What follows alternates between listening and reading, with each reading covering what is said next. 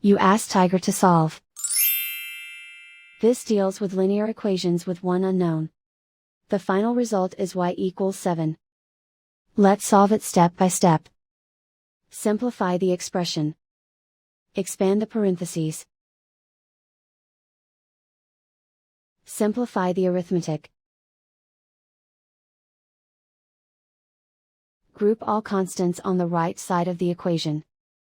Add 63 to both sides. Simplify the arithmetic.